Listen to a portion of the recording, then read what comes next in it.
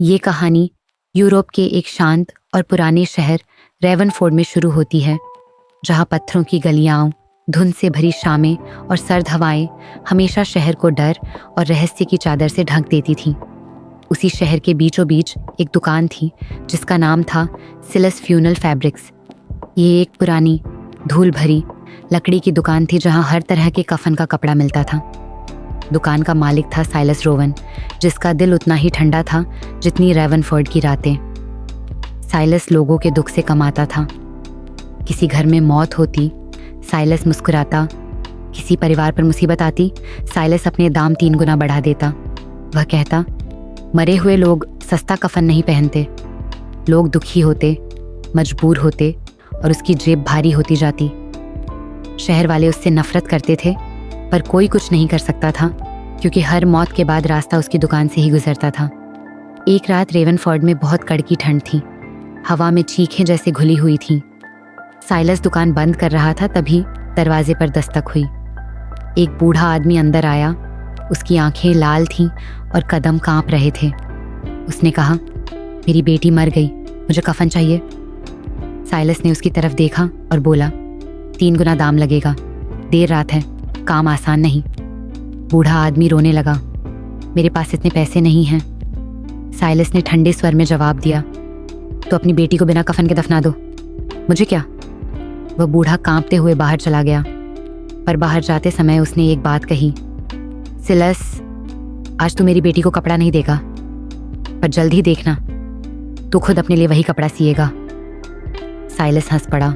उसे लगा बूढ़ा दर्द से पागल हो गया है। उसने दुकान का ताला लगाया और घर चला गया।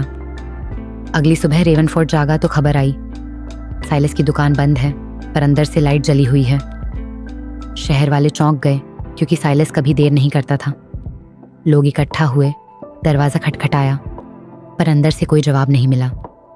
दरवाज़ा बाहर से खुल नहीं रहा था, जैसे किसी ने अंदर से बंद कर दिया हो। रात हुई, धुंध बढ़ी और दुकान के अंदर धीमी धीमी आवाज़ें आने लगीं। कैंची की खटखट, सिलाई मशीन की चरचर और किसी आदमी की धीमी सांसें। लेकिन दरवाज़ा नहीं खुला। अगली सुबह लोगों ने फिर कोशिश की, पर न साइलस निकला, न किसी ने आवाज़ सुनी। अब डर शहर के अंदर फैलने लगा। हिम्मत करके कुछ लोगों ने खिड़की से अंदर झांकने की कोशिश की, और भीतर का नज़ारा देखकर जड़ हो गए। साइलस खुद दुकान के बीचों बीच खड़ा था। उसकी आंखें डर से फैली थीं। उसका हाथ अपने ही जिस्म के लिए कफन का कपड़ा काट रहा था, और उसकी उंगलियां किसी अदृश्य ताकत से चल रही थीं। उसकी गर्दन, उसकी बाहें, उसके पैर, हर हिस्से का नाप लिया जा चुका था। पर सबसे डरावनी बात यह थी कि दुकान के अंदर कोई नहीं था। फिर भी कपड़ा खुद उठता, खुद नापता और उसके शरीर पर गिरता जा रहा था। साइलस चिल्ला रहा था, रुको, किसके लिए बना रहे हो ये कपड़ा? कौन है यहाँ? पर उसकी आवाज़ का जवाब सिर्फ खाली दीवारों की गूंज थी। शाम होते होते उसकी आवाज़ भी धीरे धीरे खत्म हो गई। शहर वालों ने देखा कि दरवाजे के नीचे से सफ़ेद धूल और कपड़े के टुकड़े बाहर गिरते जा रहे थे, जैसे कोई लगातार काम कर रहा हो। 3 दिन बीत गए। चौथे दिन दरवाज़ा अपने आप खुल गया। पूरा रेवनफोर्ड वहाँ इकट्ठा था। दुकान के अंदर सन्नाटा था। मशीन बंद थी, कैंची फर्श पर पड़ी थी, और दुकान के बीच में एक नया सा सफ़ेद खूबसूरत कफन टंगा था, जैसे किसी ने अभी अभी तैयार किया हो। पर उस कफन के नीचे साइलस नहीं था। उसका नाम, उसकी दुकान, उसकी ज़िंदगी सब खत्म हो चुकी थी। दीवार पर खून और स्याही से एक लाइन लिखी थी, जो दुख से मुनाफा कमता है, वो दर्द से मिटा दिया जाता है।